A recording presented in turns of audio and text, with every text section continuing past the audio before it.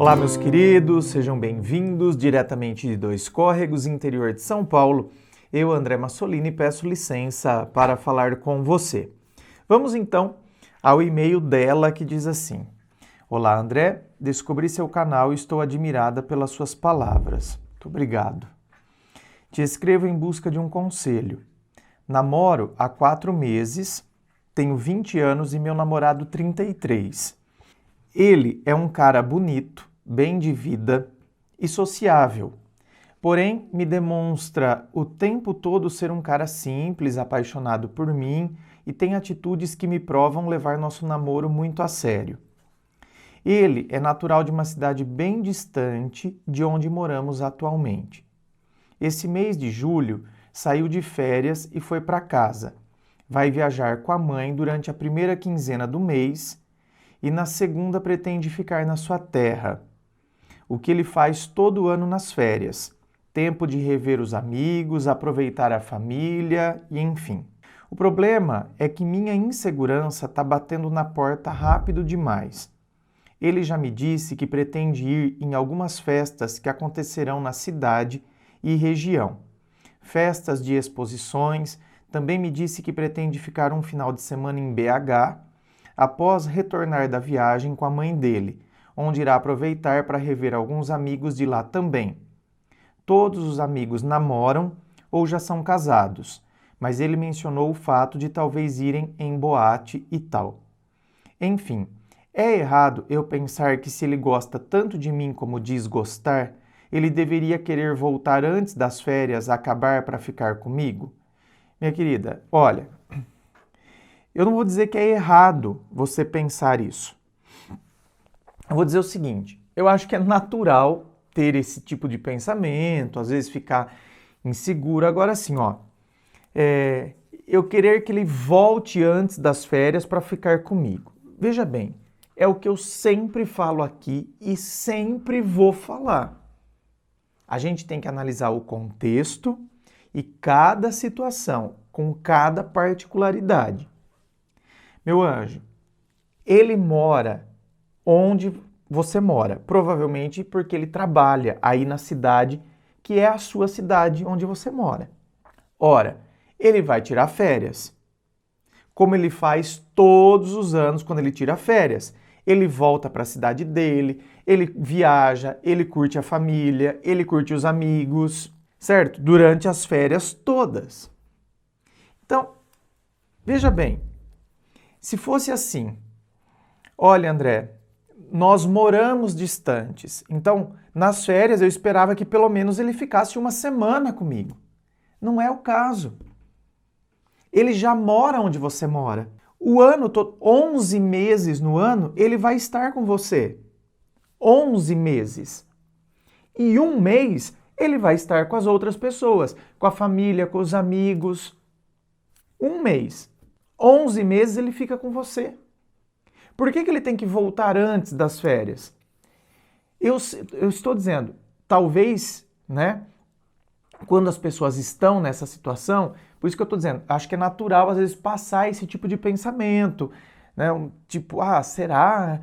Mas aí quando a gente pega para analisar e ver as características, e você colocou aqui que ele é um namorado, sabe, atencioso, que demonstra, sabe, que está levando o namoro de vocês a sério. Então, quer dizer, tem atitudes que mostram isso. Então, não tem nada que o desabone, ao menos por enquanto.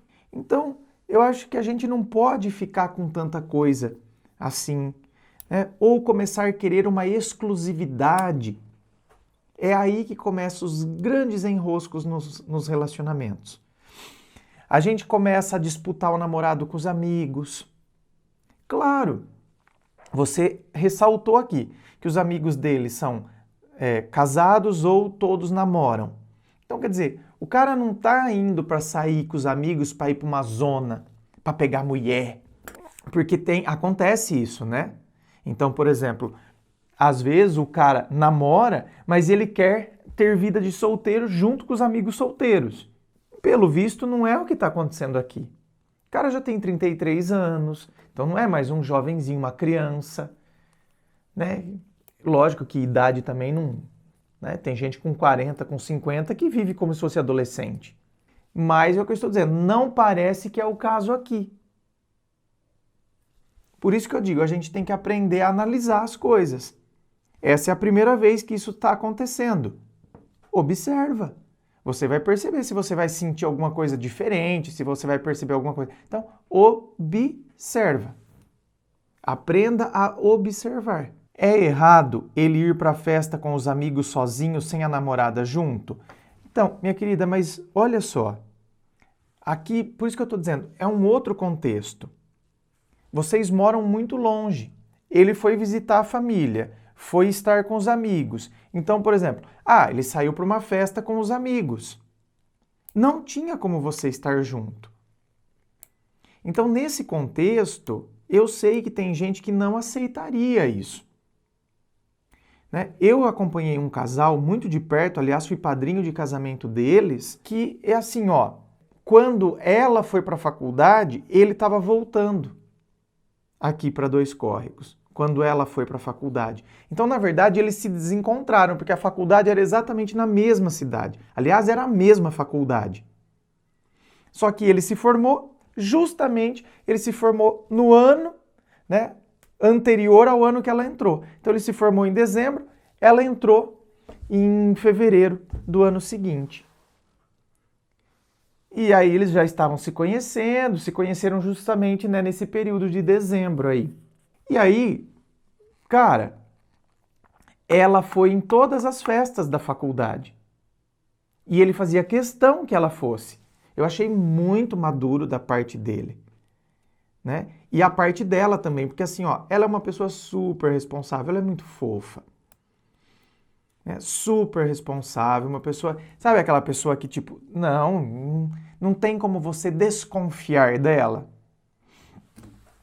Então, eles tiveram uma relação maravilhosa, hoje são casados, como eu disse, fui padrinho de casamento deles. Então, assim, é uma coisa bonita de você ver. Agora, tem casal que não tem estrutura para isso. Tem casal que se um vai na casa do amigo que está fazendo festinha de aniversário pro filho, pronto, já é o fim. Ou o inverso, né? A mulher vai na festa de aniversário do filho da amiga dela, que está fazendo 5 aninhos, e o marido surta, o namorado.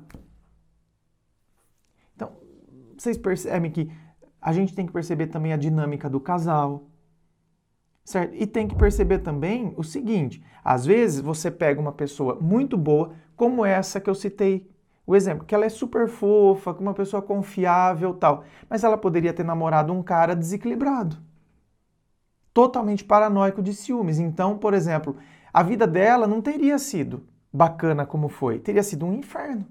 Então, isso é muito variável. Vai depender da dinâmica do casal, vai depender da característica e do comportamento de cada um.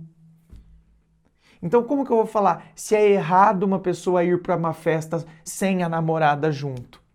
Se eu, por exemplo, na minha experiência, nos meus atendimentos, eu tenho as duas situações. Eu tenho a situação onde o cara foi e aprontou. Então, naquele contexto, era errado ele ir sozinho, porque ele queria ir justamente para aprontar. E em muitos outros contextos, não. Em muitos outros, não. O cara foi para curtir os amigos, para rever, entendeu? Para estar com o pessoal. Não porque ele queria aprontar. Por isso que eu digo, não existe uma receita pronta. Então, como que a gente vai avaliar certo e errado numa situação assim?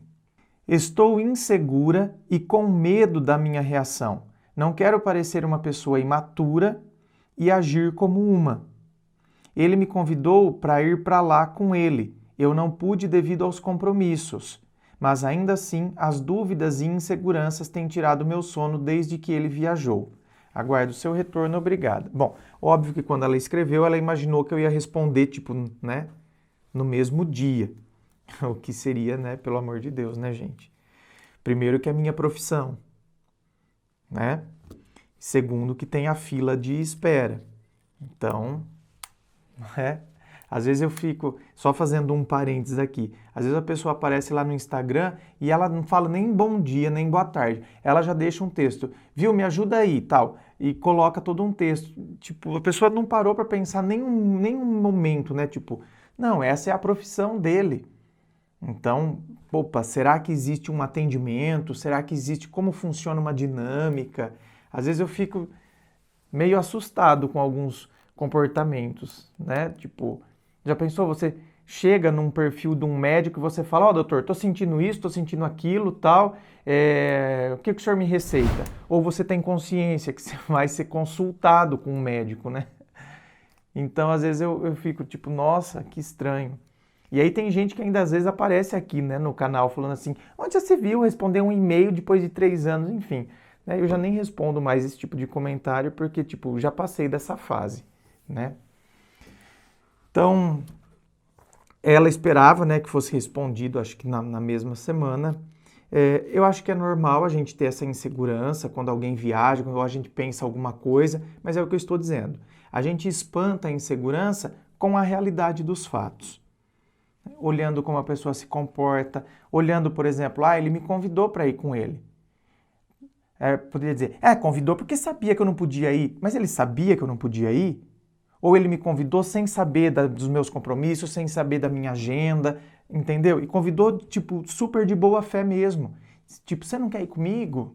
Então, olha, tem várias coisas que a gente sempre tem como avaliar para a gente poder, o máximo possível, eliminar o que for paranoia. Se houver alguma coisa que de fato cause uma suspeita, alguma coisa, que a gente não seja ingênuo nem tolo, mas que a gente saiba também afastar e espantar as possíveis paranoias. Inscreva-se, fico aqui aguardando a sua inscrição. Se você curtiu, dá o seu joinha. Lembrando a você que aqui na descrição do vídeo tem as informações sobre a gravação privada, é a análise do seu caso, da sua história compartilhada somente com você, sem fila de espera. Tem também a informação dos meus livros, Dor de Amor Tem Jeito, Teu Amor Próprio Te Salvou. Tá tudo aqui na descrição do vídeo. Muito obrigado, beijo no coração e, é claro, um forte abraço.